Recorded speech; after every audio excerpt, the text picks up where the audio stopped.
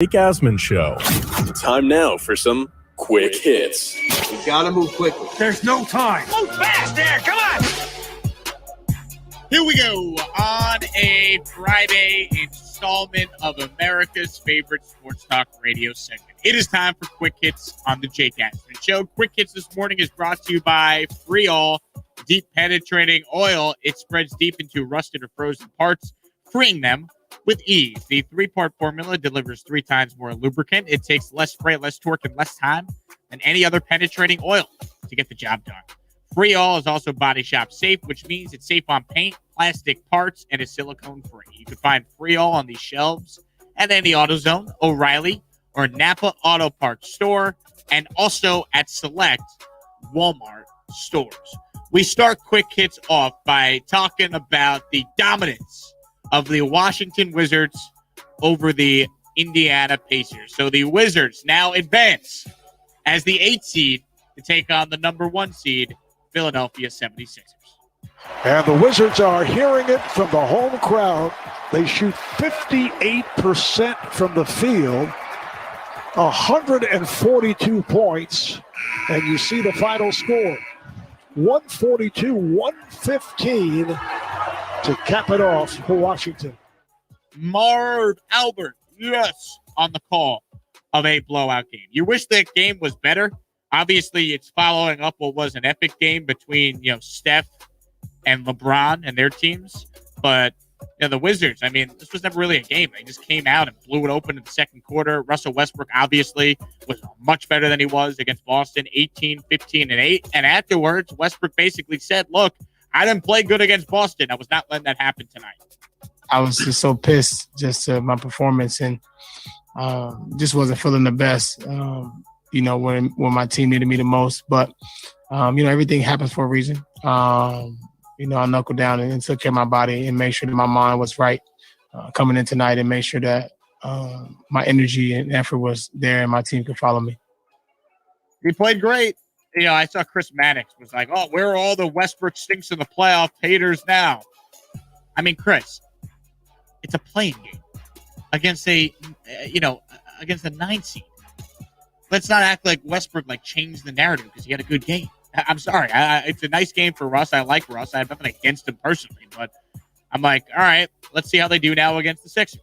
Got his triple-double. He did what needed to be done. Or almost a triple-double. He was 2 assists away. 2 rebounds. 2 rebounds away. He had 15 assists. He sucks. I was watching Inside the NBA. Get him off the court. Inside the NBA last night, Kenny Smith asked him what's the hardest part of the triple-double, and Russ said the assists because you can't. Yeah, you can't have the teammates score. You can't control whether or not the guy you pass the ball to will hit the shot. Yep. No, it's, I guess the larger issue here with the NBA playing games is that for the most part they're largely predictable.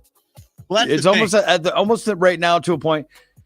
Assuming the Warriors get past the Grizzlies, you didn't need it. That was going to be my point. If the Warriors win tonight, as much as we're like, oh, anything can happen one game, you would have the higher seeds win each of the games. And being placed where they're supposed to be. Exactly. 7 against 2, 8 against 1. Boston did what they had to do the other night against Washington. The Lakers, it wasn't easy, but they did win the game against the Warriors, so they got in. And then obviously last night, Wizards, 8 seed.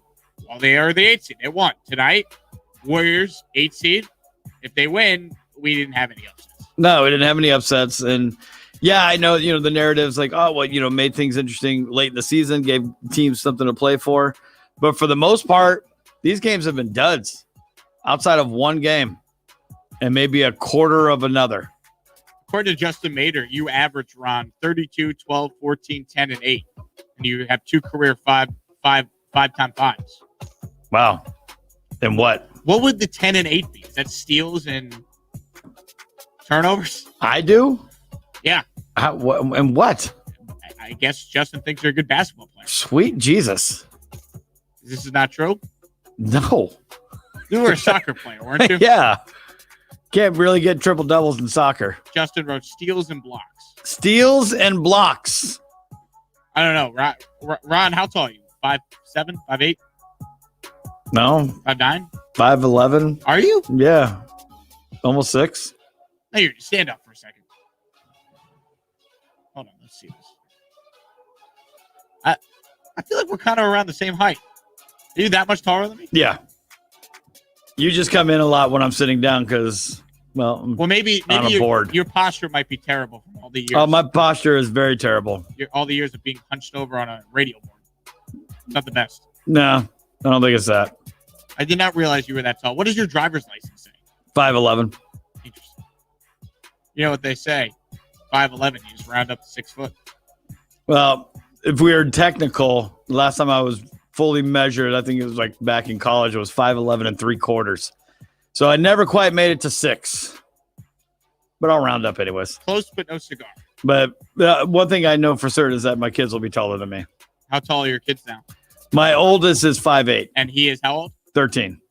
And he's already 5'8". Yeah. Oh, yeah. He's going to hit that next level growth spurt pretty soon. Yeah, he hit one over the pandemic. He doesn't have a shred of clothing in his closet because he can't fit into anything. But now you have the hand-me-downs, though. From who? Well, he actually is taking some of my old T-shirts and wearing them. Well, so you could give his clothes. Those clothes go down the line. Yeah. I thought you were talking about for him. It's like there is no one. Well, yeah. Except some of my old T-shirts or T-shirts that just don't fit me anymore. So he's wearing some of your old clothing and some of my newer ones because I have some people who send me shirts that just don't fit. So he took my Joe Kelly nice swing shirt. That's pretty funny. But he just wears it as a T-shirt around the house. He's like, Dad, I won't wear it out in public. I'm like, same time, I'm like, you can. I don't care. I got you. Well, maybe not in Houston public, but you might want to be careful now. Yeah. I'm proud of him. He loves that shirt. He's like, this is awesome. I'm like, yeah, it is. Love it. Love to see it. Let's talk about the NBA's MVP award now. The NBA announced the finalists for their regular season awards last night. Nikola Jokić, Joel Embiid, and Steph Curry headlined the MVP award. Shocker. Now, I see my guy Jeff here on the YouTube comments goes, MVP better be King Julius Randle. Well, Randle, I'm sure, got votes, but he didn't finish in the top 3, which is why he was not a finalist. Now, I love Randle, but he was never going to win the MVP. Obviously, the MVP to me has to be Jokić. As good as Embiid's been, as good as Curry's been, I can't ignore the fact that Jokić played 70 of the 72 games this year. And I can't ignore the fact that when Jamal Murray got hurt, Denver didn't miss a beat, which to me showed you the true value of Jokić as the MVP. How many votes is Kyrie Irving getting? I would hope nothing. Now, here's the other thing about the MVP award that many people fail to realize. It's almost it's not really a flash in the pan season award. You have to almost be. There's a little bit of consistency year after year after year where your name kind of gets recognized. You have to have a narrative that you could sell to win the MVP. We can argue that Julius Randle has had a flash in the pan season this year because no one expected this to happen. He's been playing out of his mind. Now, if he continues the same playing next year, I think you might see, a little push like, okay, if he's become this team leader of this team of the Knicks and they're having the same success as they had last year, then it's kind of hard to ignore. Well, he would have to then take the Knicks to, top 3 seed to win. Like you'd have to go further. Why not? He's top 4. I'm not saying he couldn't do it. I'm just Don't saying, be a hater of the Knicks, Jake. That's the last thing I am. It's a narrative-based award, right? I mean, if we're doing the best player in the league, LeBron could win it every year over the last 10 years. He doesn't, because you have to factor in the storylines. Yeah. And then on the flip side of it, it takes Kobe 11, 12 years to win his first one. Right. It's not easy. It's not an easy award to win. But Jokić is deserving of it because his team has played great when they lost their perceived, other star in Jamal Murray. And he's played every game. And as good as Embiid's been, if Embiid played a full year, Sixers the 1 seed in the East, he's winning the award. But I don't think he played enough. So I think Jokić gets it. And Curry's been great, but you're not going to give it to a guy on an 8 seed. That's just not how they do it. Yeah. The 1 year Russ won it, they finished as the 5th seed. Russ had the narrative that, KD left and the Thunder still were good. Right. That's how Russ won that year. And that was rare for a player on a 5th seed to win it. I don't know if that's happened. I have to look that up. So no, NBA doesn't have any Andre Dawsons on their team where you can win an MVP and have a losing team. Or like A-Rod with the Rangers. Yeah. Or Ernie Banks with the Cubs. It just doesn't happen. As far as Julius Randle, though, don't worry. He was a finalist for Most Improved Player of the Year. Derrick Rose was a finalist for Sixth Man of the Year. And my guy, the guy that should win the Coach of the Year, Tom Thibodeau, a finalist for Coach of the Year. Mr. Thibs. Mr. Thibs, yes. Mr. Tom Thibodeau Diallo. Okay, who else would be coach of the year? Let's be honest. It's either Monty Williams or Tibbs. And I think I like Monty Williams. I hate that I got to disparage the guy. He's done a great job. Yeah. Did the Suns not acquire Chris Paul? Yeah, they were not really as much of a shock. Did they as not the already Knicks. have Devin Booker and DeAndre Ayton? Right. Who's the big star in the Knicks? Now it's Julius Randle. No, I know. Who was not a big star before this year. No, he was, touted to be when he was with the Lakers. There was hopes that he would, be the next big man, but he's not. And now he finally finds his way in New York. Here's the stat why it's coach of the year. It's the romance story. Yeah, but it's just a fact that the Knicks' projected win total on all the sports books was 22.5. They won over 40 games and have home court advantage in the first round. It's top. If Thibodeau does not win coach of the year, I'm going ballistic. I was going to say, are you going to riot? Yes, I will. Because I know Monty Williams won it the other day, among his peers. He won the coaches award that's given out by the coaches. But the media that votes for coach of the year, if they screw the Knicks out of Thibodeau winning that award, I don't want to hear, there's a New York bias or whatever. East Coast bias. There would be a Knick bias. You didn't want the Knicks to prosper. So you voted against Thibodeau. I'm not saying Randall's the MVP. I'm not saying D Rose is sixth man of the year. But Thibodeau is the coach of the year because there's no one that's done a better job with his circumstance than him. As good as the Suns story is, 2 seed in the West, they added Chris Paul. The Knicks added Nerlens Noel. What are we talking about here? It's the same Knicks team from a year ago outside of, what we thought was a wash Derrick Rose, who's not, Nerlens Noel, Taj Gibson. It's basically the same team. And who the rookie? Emmanuel Quickly. No, not the Obi other. Toppin. Obi Toppin. Ain't no stopping Obi Toppin. I digress. That's your guy. That is our guy. Ron, let's finally end the NBA chatter here by hearing from Paul George. Is it title or bust for the LA Clippers? Here's Paul George. Just what you sign up for. That's the nature of the game. That's what you sign up for. Ultimately, that's what we're playing for. We're playing to be the last team standing. So, at the end of the day, it's a burden every team at this point has to kind of go against. It's a journey, and it's one that we're willing to go through. I could very easily see the Clippers getting bounced by the Mavs in the first round. They almost did last year. I don't think the Clippers are a team that handles pressure well. We shall see. They put that team together with Kawhi and Paul George to win a title. Last year, they totally collapsed and blow a 3-1 lead. It cost Doc Rivers his job. This year, the Clippers have kind of fallen under the radar a little bit. We're not talking about them that much. There's been so many other storylines we focused on. They've kind of been given a pass. They basically tanked their way out of playing LeBron in the first round, so they better beat the Mavs in the first round. I don't know if it's title or bust for the Clippers because they're not a favorite to win the whole thing, but they got to get to at least, the second round at the minimum, right? They're going to choke. It's just talking like a real Laker fan. It's just the Clippers' way. It's what the Clippers do best. They have one playoff series win, I think, underneath their belt in their history. Maybe they have 2. I don't know. I ignore them largely. I don't even know if a third person would make the Clippers that much better. When I lived in LA, it was ridiculously easy to get Clippers tickets. Oh no, that was the running joke. And the Lakers tickets were just insane. Now it was Kobe's final season when I lived out there. Right. But no, that was the running joke growing up. I had a lot of friends who were Clipper fans because Clipper tickets were easier to come by.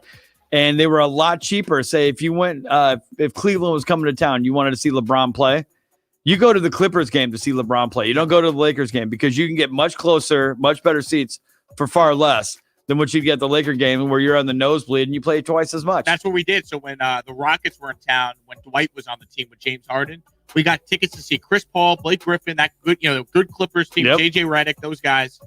And it was an epic game. I think we paid like $50. We sat in the lower bowl, had unbelievable seats. Yeah. Those same tickets at a Laker game during Kobe's final season were like $500. Easy. Maybe more. I bet there were more.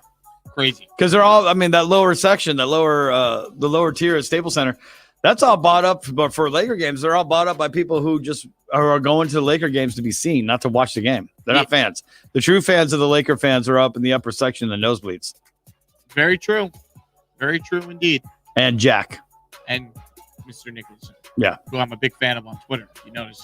Big fan of his yes-shaking GIF. Big fan of that one.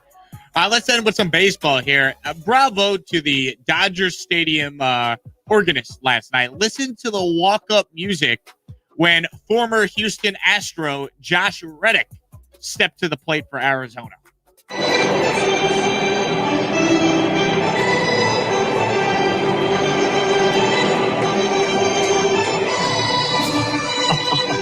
I saw the sign or heard the sign. Oh, jeez, Peter. Peter, you got any garbage can songs?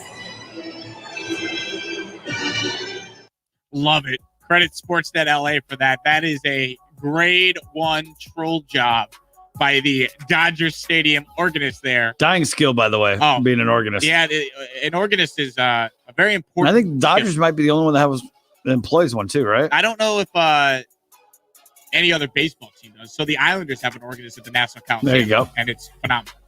Yeah. Dun, dun, dun, dun, dun. Let's go Islanders. Dun, dun, dun, dun, dun. I love it. But great job by the Dodgers. And speaking of the Dodgers, they picked up a nice 3-2 win over Arizona last night. How did they score 2 of the runs?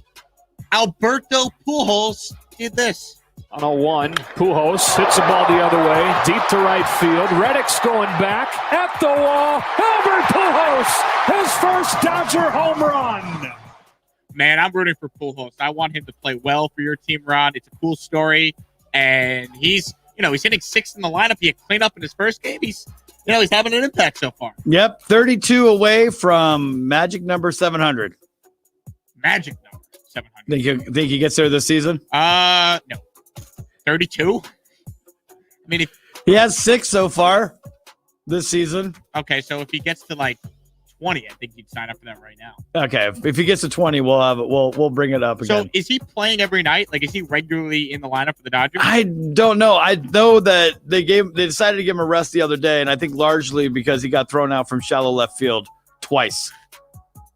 He's not exactly, once, twice from left field. Thrown out at first base. Yeah, he's not exactly the biggest. No. I could make it. The fastest guy, yeah. No doubt about that. I don't want to be faster than a Hall of Famer. That is fair. That is fair. That wraps it up for Quick Hits here on a Friday morning. We'll come right back. We have to talk about the poor minor leaguers in Single A that had to face a fellow by the name of Jacob deGrom last night. You're not going to want to miss this. This is funny. We'll get to that next here on the Jake Asman Show.